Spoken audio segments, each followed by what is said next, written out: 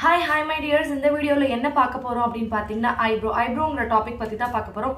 Okay, இந்த ஐப்ரோங்கிற டாபிக்ல என்ன பார்க்க போறோம், இது யார் எடுக்கலாம், எப்படி என்னோட ஐப்ரோவை மெயின்டைன் பண்ணலாம் அப்படிங்கறத பத்தி தான் பார்க்க போறோம். ஓகேங்க, ஐப்ரோஸ் நம்மளோட ஃபேஸ்ல ரொம்ப முக்கியமான விஷயமே வந்து பாத்தீங்கன்னா ஐப்ரோஸ் டிஃபைன்டா இருந்தாலே ஒரு ஃபேஸ்க்கு ஒரு பெஸ்ட் லுக் அதை விட வேற எதுவுமே கிடையாது. ஹைலைட்டடான ஐப்ரோஸ் மட்டும்தான் ஒரு ஃபேஸ்க்கு ரொம்ப ஹைலைட்டடான விஷயம்.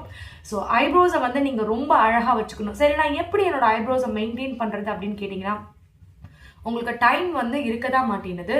ஸோ அப்படி பட்சத்தில் என்னன்னா, நீங்கள் எங்கேயாச்சும் இருக்கிற ஒரு பார்லரில் நீங்கள் ரெகுலராக போய் பண்ணுறவங்க கிட்ட விட்டுட்டு மற்றவங்க கிட்ட என்ன பண்ணுறீங்கன்னா, ஒரு அர்ஜென்சியில் போய் எடுக்கிறீங்க. அந்த மாதிரி எடுக்கும்போது ஒரு பியூட்டிஷியன் கிட்ட நீங்கள் ஐப்ரோஸ் எடுத்துக்கிட்டு வந்தீங்கன்னா ரெகுலராக அது வந்து பார்த்தீங்கன்னா உங்களுக்கு நீட்டாக மெயின்டைன் ஆகும்.